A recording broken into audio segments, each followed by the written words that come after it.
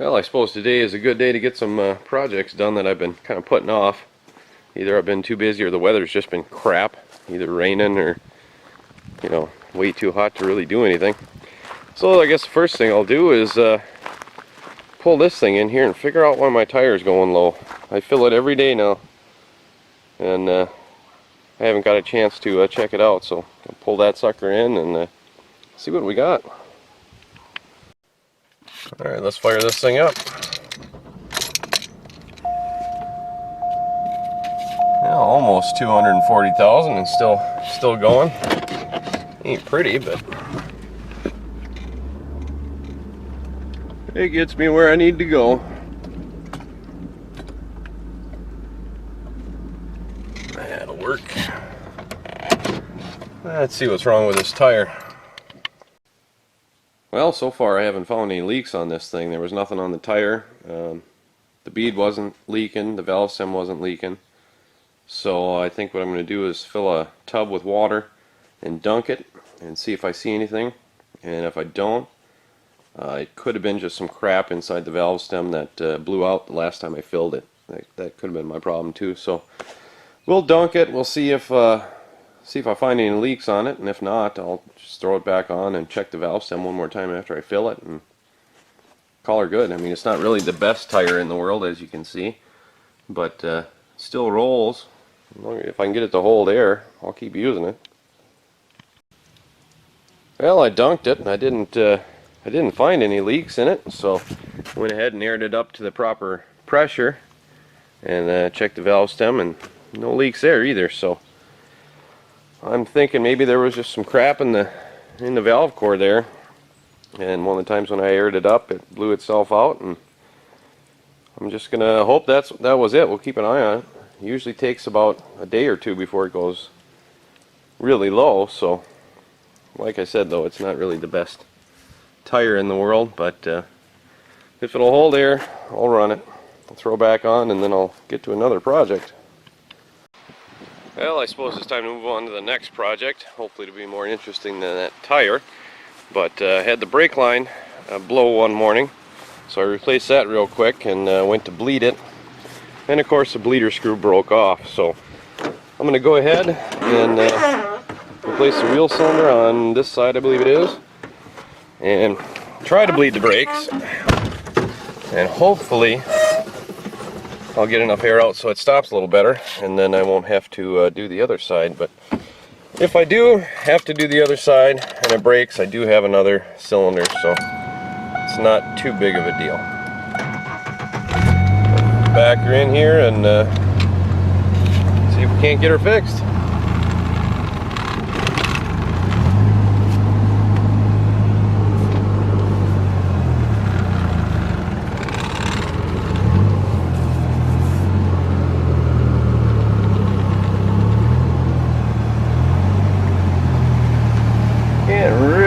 See where I'm going, but I think I'm alright. Yeah, that'll be good enough. Oh yeah. Feel the brakes go down a good ways. Gonna have to get that taken care of. Well, as you can see, I got the wheel off here. And if you look behind here, here's my new line. And just above it's where the bleeder screw used to be. So I'm gonna have to go ahead and pop these springs off, push them out of the way, pull the brakes out of the way, and then I'll be able to get to the two bolts behind here and the line and pull the thing out. Hopefully. Throw the new one in, easy peasy. Alright, I've gone ahead and I've popped these two springs off along with the wire that was running up here. And I'll figure out where that goes later. And I've pried the brake shoes back a ways, so I should be able to pull that wheel cylinder out once I remove these two nuts here and that line, and the wheel cylinder should just come right out and I can pop the new one in. Shouldn't have to take the brakes apart, just loosen some things up and pry them out of the way. Alright, I got the new wheel cylinder in and the springs back on. The trickiest part is getting this cable here wrapped around, and this plate, there's a hole that this plate slides into, and you've got to have it into that plate otherwise there's not enough tension on this cable and your adjuster here at the bottom won't work if that happens. So other than that, it went pretty good. I got everything hooked up. I just got to throw the drum back on and bleed it, and hopefully I'll be able to get most, if not all, of the air out from this side, and then I won't have to go to the other side and most likely replace that or that wheel cylinder. So we'll throw that on and see if we can make it work. Well, alright, the truck is done. Stops on dime, and I didn't have to do the other side, so that's awesome. I think I've got one more project for today, and then I think I'll just hang out and relax a little bit. I gotta do fix the window in this truck, so let's fire it up, get her in the garage, and see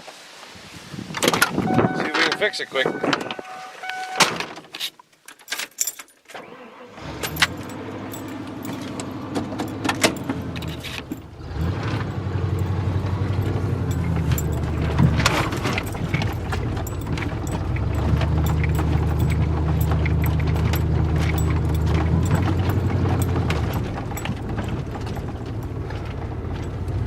Still a lot I gotta do in this truck, but I'm not gonna tackle it today. I think fixing that one window will be enough for me. See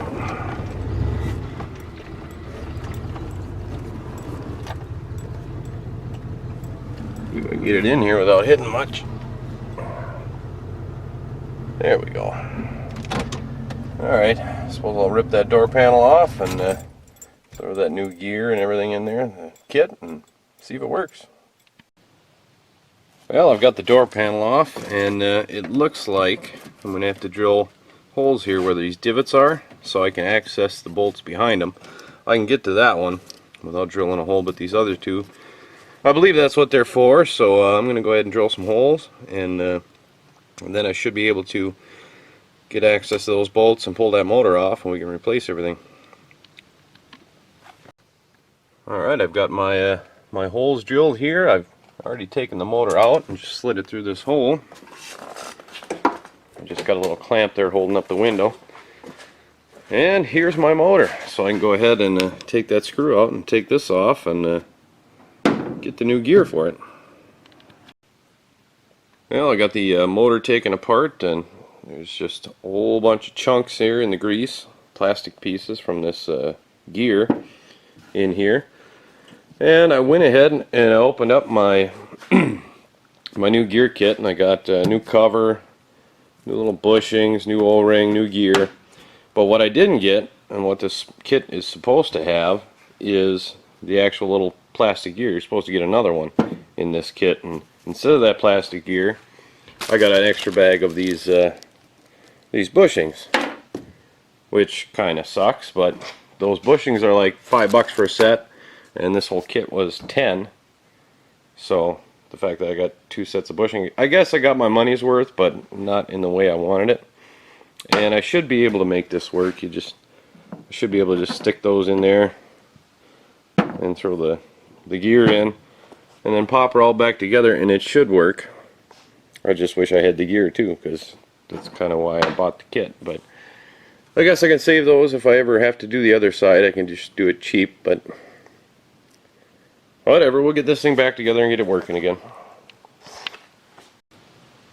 Or there we go, window motor's back in, and